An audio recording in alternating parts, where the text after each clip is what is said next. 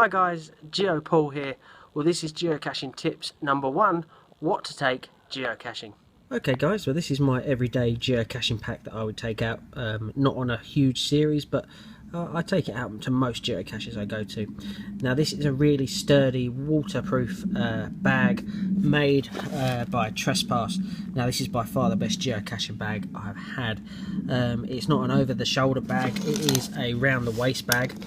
Really sturdy clip that's not going to break anytime soon. That's going to last a very long time, and it fits me just nicely around my waist, so it doesn't mean I carry too much.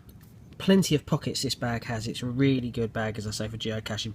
Now the front two I hold my signature items in, which are these, that you can have loads of different types of signature items. My name, geocaching name, is Dr. Evil, not GeoPaul. GeoPaul's my YouTube channel name, but Dr. Evil is my my geocaching name, and I have these, and they're always quite good. I often get quite a lot of people commenting on them. Dr. Evil was here, place 1 on a cache if it fits in the cache. So the other thing you can get, which is a good signature item, is travel fleas, and as you can see at the top, that's where you go to grab these. Now they're pretty hardy, they won't go anywhere, and they're good signature items, or they can jump along on your travel bugs or geocoins.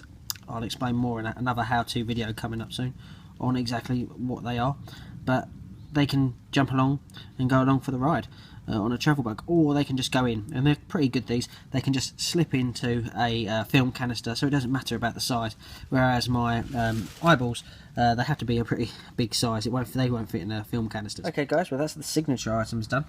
Now let's see what else comes in my geocaching bag with me. If I can get it open one-handed, doesn't help when I'm holding the camera.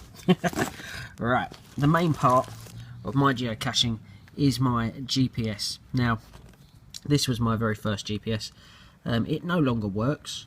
I mostly use a Garmin Dakota and a app, the geocaching app, on my iPhone, which is what I'm currently using to film this. And they're both pretty good, especially the Dakota 20 is definitely worth splashing out on the cache, where this one is a Garmin eTrex, which is pretty good.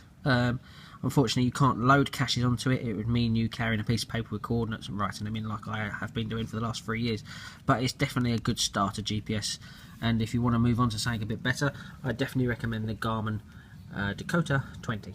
Okay, the next part of what I carry in my bag, if I can get them out, is these.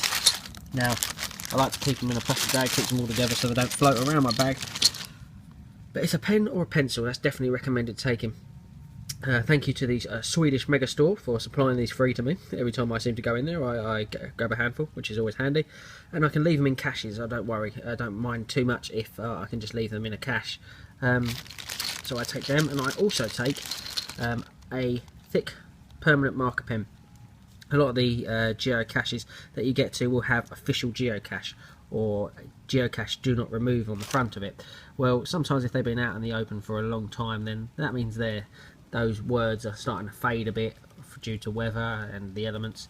So it's always good, I feel, to bring one of them along just to remark the geocache, and it also helps the cache owner. And I've had quite a lot of good responses. The cache owners have been quite happy that I've managed to do that for them.